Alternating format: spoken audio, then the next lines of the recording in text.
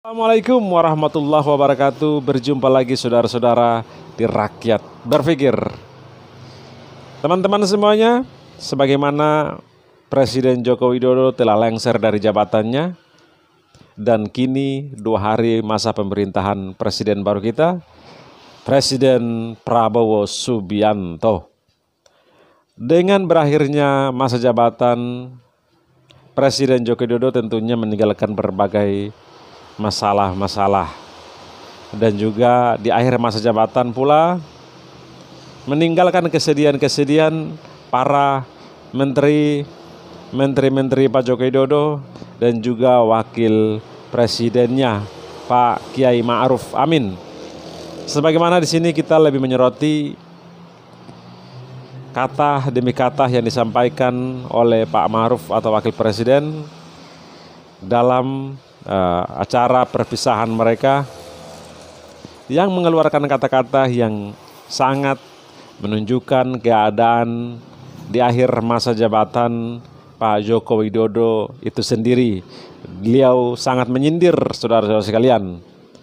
Nanti kita mencoba mendengarkan dan lalu kita mengulasnya, saudara sekalian. Saya kira itu pernyataan saya.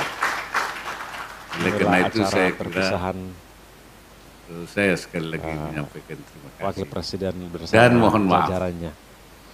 Apabila Tadi kita dengarkan dulu. banyak hal yang saya tidak bisa memberikan dalam kepemimpinan saya yang terbaik.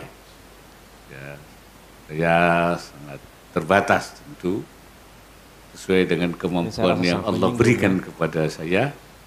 Ya, itu yang saya bisa kerjakan. Dan saya tidak ingin dilebih-lebihkan. Ya, apa adanya saja. Ya, saya tidak perlu harus poles-poles, tidak perlu. Ya, apa adanya saja. Jadi tidak usah dipoles. Kalau orang bilang itu harus di personal branding, saya kira tidak perlu. Buat saya apa adanya saja, itu lebih enak. Apa adanya aja, betul. Kalau bahasa agama tidak perlu membuat kebohongan-kebohongan. Al-iftira namanya itu. Kalau iftira itu dalam agama tidak boleh. Faman adzlamu mimman iftara 'ala Allahil kadhiba. Mana yang lebih zalim kebohongan demi daripada kepada Allah, daripada membuat kebohongan-kebohongan kepada Allah. Jadi itu artinya tidak ada yang lebih zalim daripada sesuatu yang membuat kebohongan di dalam kepada Allah. Jadi tidak perlu. Ya. Jadi yang sebenarnya saya itu cuman segini terus dilebih-lebihkan. Itu jangan. Itu namanya membuat kebohongan, iftira.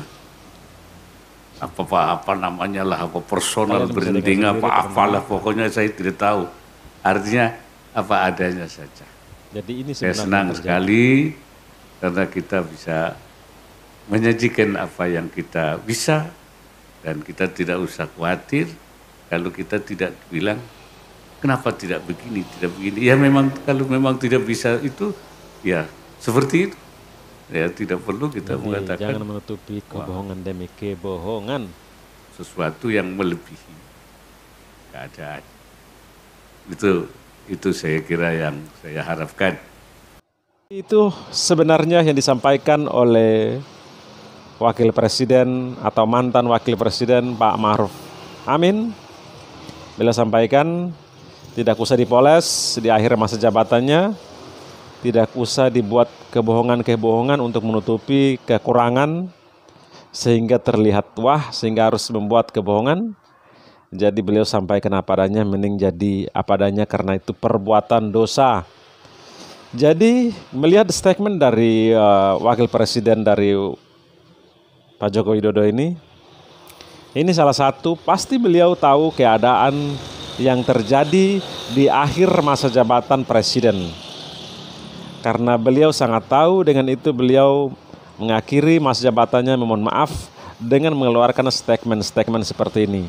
Itu artinya dugaan kuat kita bahwa beliau tahu bahwa apa yang dilakukan oleh Pak Joko Widodo yang memerintahkan orang-orang untuk membersihkan citranya di akhir masa jabatan sehingga terlihat berhasil, sehingga terlihat sukses. Tetapi semuanya itu bohong. Karena faktanya memang seperti itu. Di masa pemerintahan Pak Joko Widodo sangat tidak berhasil, pertumbuhan ekonomi hanya mencapai 4,2%, targetnya 7%, banyak perusahaan-perusahaan yang bangkrut, masalah demokrasi, hukum, dan lain sebagainya hancur, KPK juga parah. Nah itu yang terjadi faktanya. Jadi apa yang disampaikan oleh Pak Ma'ruf Amin ini sangat jelas.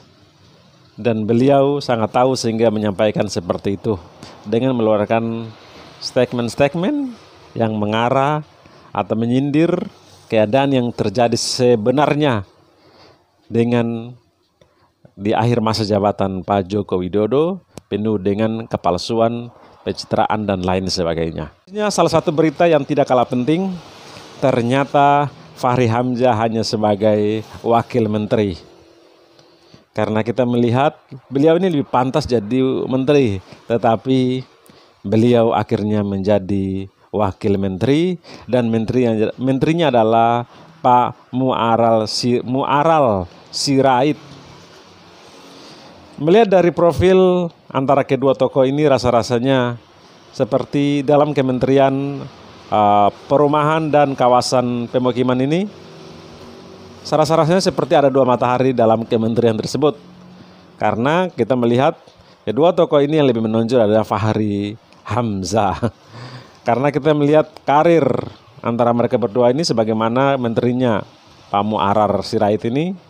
Beliau salah satu komisaris utama salah satu PT, serta beliau juga sebagai anggota Satgas anti mafia bola, serta beliau juga sebagai dan dulu pernah hampir menjadi Menteri Menpora di masa pemerintahan Pak Prabowo 2019-2024, tetapi tidak jadi. Jadi tidak biasa-biasa saja karir politiknya. Tetapi beliau ini adalah salah satu mantan kader PDIP dulu, tapi beliau keluar dari partai PDIP.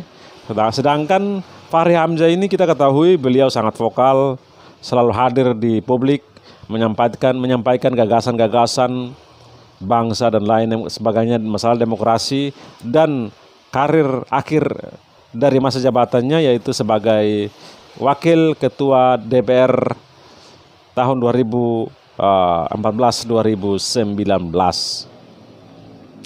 Jadi rasa-rasanya di antara kedua tokoh ini lebih menonjol aja Fahri Hamzah.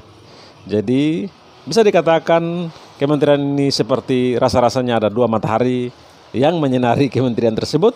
Bisa saja akan terjadi konflik antara mereka berdua karena memang kita ketahui Fahri Hamzah seperti apa. Kita lihat saja mereka berdua saudara sekalian. Oke teman-teman yang sudah bergabung, semoga kalian sehat selalu dan selalu bahagia. Salam akal sehat.